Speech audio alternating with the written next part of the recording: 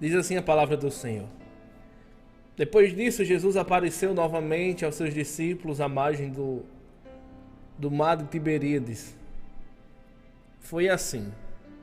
Estavam juntos Simão, Pedro, Tomé, chamado Dídimo, Natanael de Caná da Galileia, os filhos de Zebedeu e os 2 outros discípulos. Vou pescar, disse-lhe Simão Pedro. E eles disseram, não, nós vamos com você. Eles foram, entraram no barco, mas naquela noite não pegaram nada. Ao amanhecer, Jesus estava na praia, mas os discípulos não o reconheceram. Ele lhes perguntou, filhos, você tem algo para comer? Eles responderam que não. Ele disse, lancem a rede do lado direito do barco e vocês encontrarão. Eles a lançaram e não conseguiam recolher a rede, tal era a quantidade de peixes. O discípulo a quem Jesus amava disse a Pedro, é o Senhor, Simão Pedro. Ouvindo dizer isso, vestiu a capa, pois a havia tirado e lançou ao mar. Os outros discípulos vieram no barco arrastando as redes cheias de peixe, pois estavam apenas a cerca de 90 metros da praia. Quando desembarcaram, viram ali uma fogueira, peixe sobre brasas e um pouco de pão, e disse-lhe Jesus, traga um dos peixes que acabaram de pescar. Simão Pedro entrou no barco e arrastou a rede para a praia. Ela estava cheia, tinha 153 grandes peixes. Embora houvesse tantos peixes, a rede não se rompeu. Jesus disse-lhes, venham comer. Nenhum dos seus discípulos tinham coragem de lhe perguntar quem és tu. Sabiam quem era o Senhor. Jesus aproximou-se, tomou o pão e deu a eles, fazendo o mesmo com o peixe. Esta foi a terceira vez que Jesus apareceu aos seus discípulos depois que ressuscitou. Depois de comerem, Jesus perguntou a Simão Pedro, Simão filho de João, você me ama mais do que estes? Disse ele, sim, Senhor, tu sabes que te amo. Disse Jesus, cuide dos meus cordeiros. Novamente Jesus disse, Simão, filho de João, você me ama?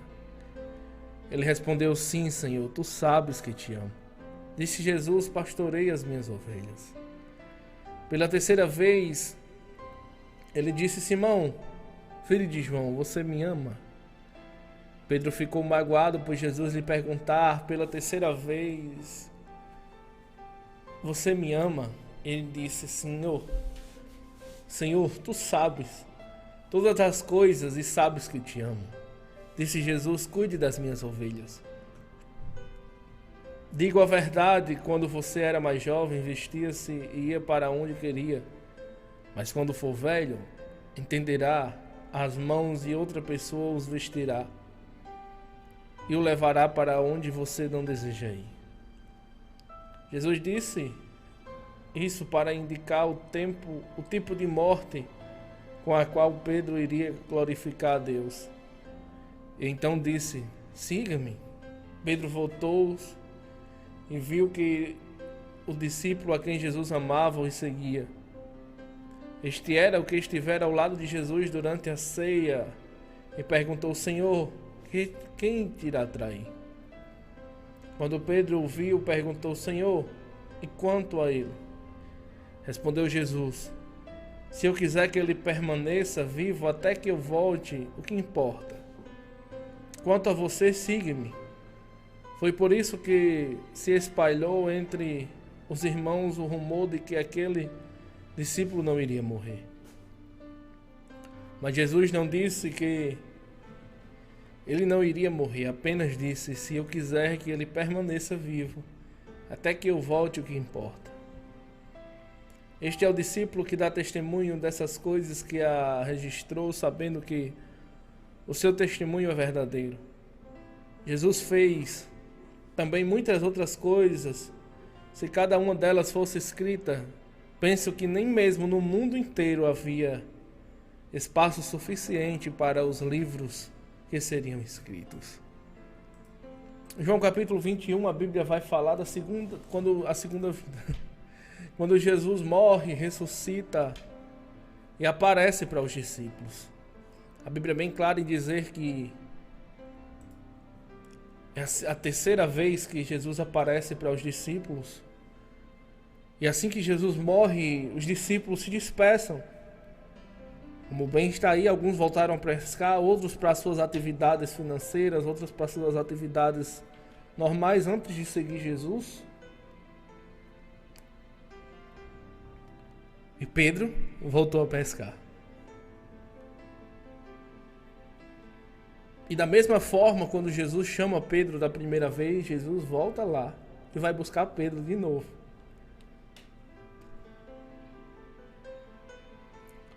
Jesus ficou nessa aparece e desaparece, aparece cerca de 40 dias, se não me falha a memória.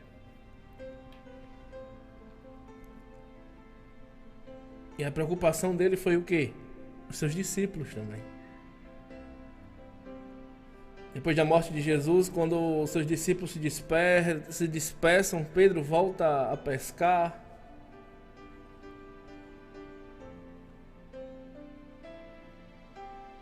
E o mais interessante é que,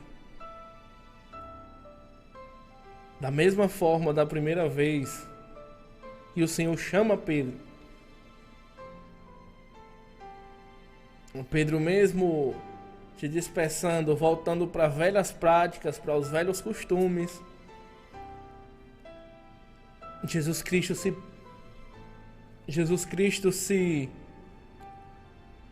tem toda essa preocupação em voltar no mesmo lugar, fazer o mesmo milagre e chamar Pedro novamente. Às vezes na vida da gente, quando a gente falou inicialmente, é assim. Pois por a gente pensar que Jesus não pode operar, nós começamos a fazer as velhas práticas, voltar aos velhos costumes. Quando a gente começa a achar que Deus não tem poder, que isso aí imagina, Pedro viu Jesus curar, Jesus batizar, Jesus salvar, Jesus pregar o evangelho e de repente ele morre. E morte de cruz. Imagina como não ficou os discípulos. Será que eu acho que ele não tinha tanto poder assim, não? Será que nós servimos o homem errado esse tempo todo?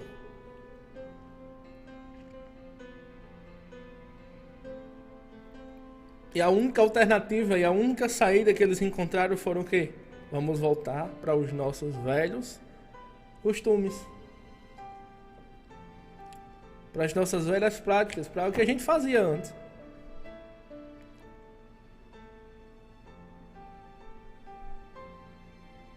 E eles voltaram. Mas mal imaginaria eles que Jesus ia ressuscitar.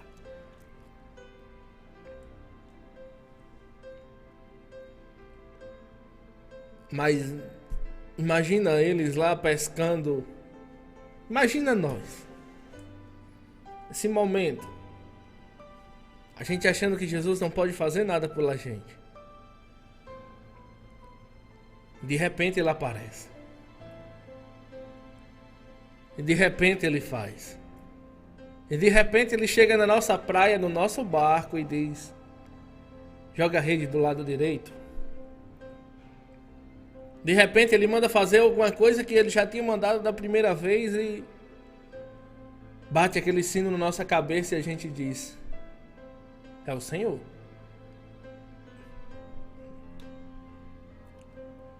Todos sabiam que era o Senhor. Mas o único que se lançou fora do barco e foi ter com ele foi quem? Pedro.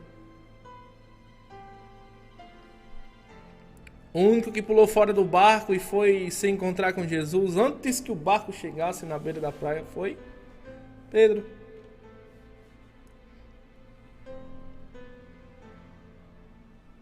Naquele momento, o reconhecer que o Senhor pode fazer, Ele nunca mudou, mesmo na mente dos discípulos achando que Ele não tinha tanto poder, mesmo na mente das pessoas que Ele curou, imagina aquelas pessoas que Ele curou, Ele me curou e não teve poder para se salvar. Ele me curou e não teve poder para se livrar da cruz.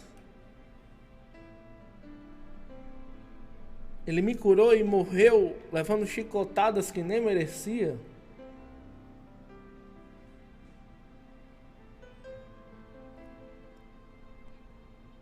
Na primeira oportunidade, Jesus faz o quê? Cura o nosso corpo. Na segunda oportunidade, depois das chicotadas, depois de ter carregado aquela cruz até aquele monte, de ter sido posto, pendurado em uma cruz, Ele salvou a nossa alma. Ele curou a nossa alma.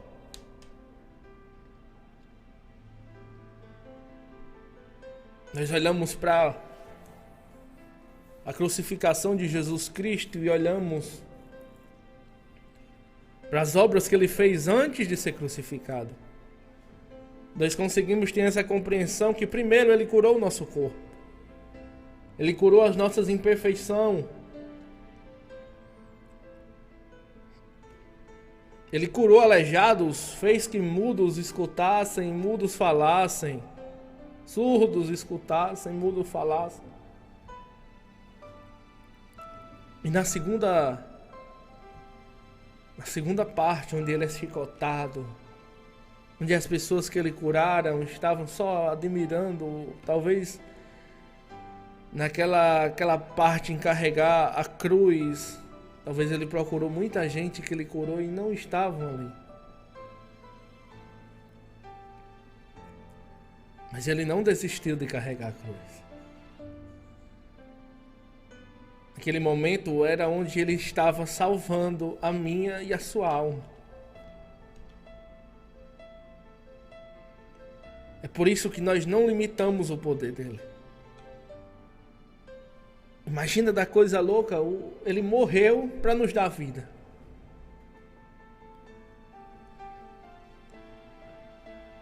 Talvez o meu amigo ou o seu amigo não faça isso por nós. Mas Jesus fez. Jesus abandonou, não abandonou, deixou seu trono,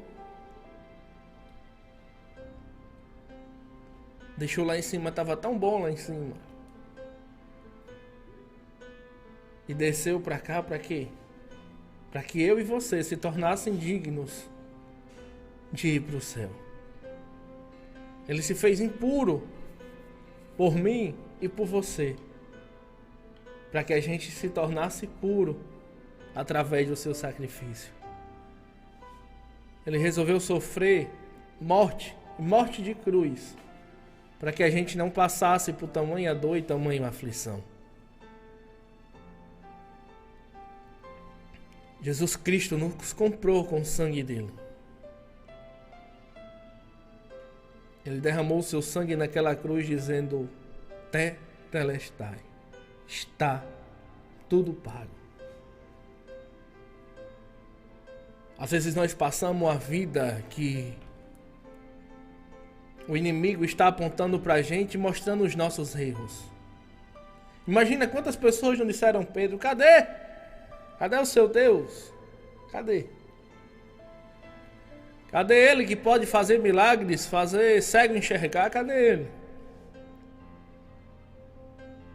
Naquele momento, talvez seus discípulos pensando: é verdade. Talvez ele não tivesse todo esse poder.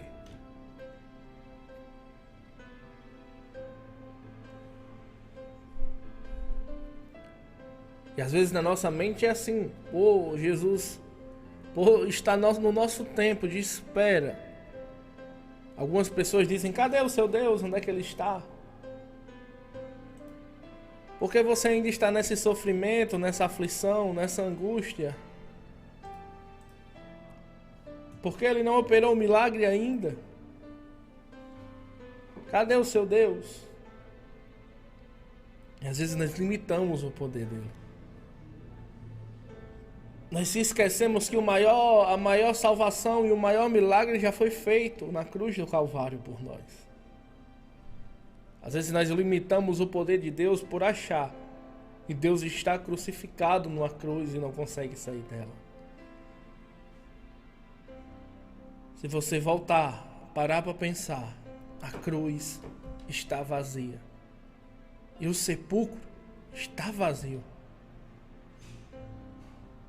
Todas as pessoas que morreram, os seus túmulos vão ter restos mortais. Vai ter uma pessoa morta lá. Mas nem a cruz, nem o túmulo foram capazes de segurar Jesus. Ele morreu para que eu e você tivesse vida, e vida com abundância. Ele deu a sua vida por mim e por você, para que hoje nós dissermos: Senhor, obrigado por tão grande sacrifício, por tamanha dor, por tamanha judiação.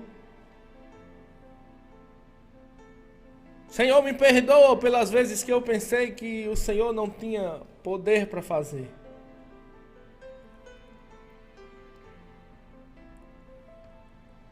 Senhor, eu não te abandono mais.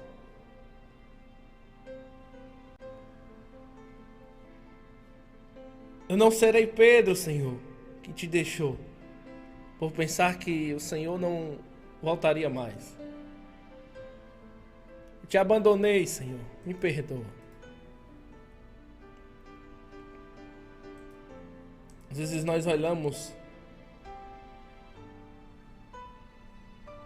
para Deus e achamos que Deus está longe, ou o que Deus fazia ficou no passado. Não. Ele sempre opera nas nossas vidas, sempre faz nas nossas vidas. O tamanho sacrifício, o tamanho dor, o tamanho angústia naquele lugar, eu não posso desprezar o tamanho do amor que Ele tem por mim. Às vezes a gente diz: ah, o Senhor me abandonou, o Senhor me esqueceu. O Senhor não quer mais saber de mim. Se por acaso o Senhor não quisesse saber de mim, Ele não teria mandado o seu Filho Jesus Cristo para morrer por mim. Reconheça o amor, reconheça a bondade, reconheça o que Ele fez, reconheça o sacrifício de Jesus por você. Essa manhã não se sinta indigno de receber o milagre, em ter fé nele. Não se sinta assim. Se sinta a pessoa mais privilegiada do mundo em ter um amor desse.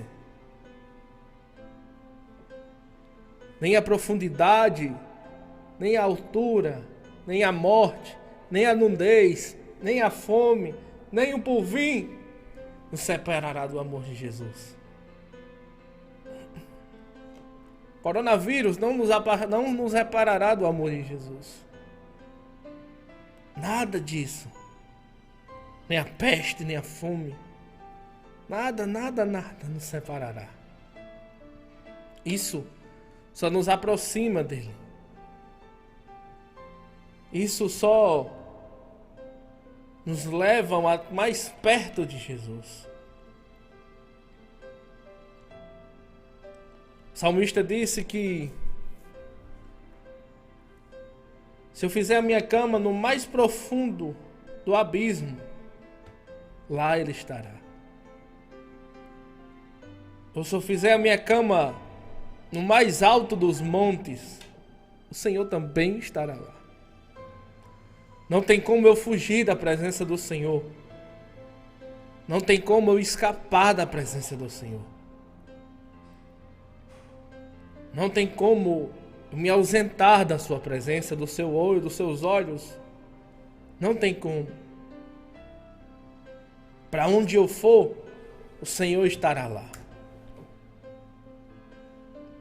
Aonde eu buscar,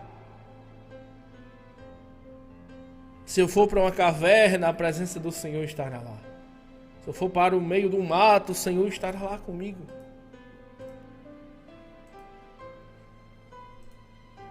Deus, Ele te ama.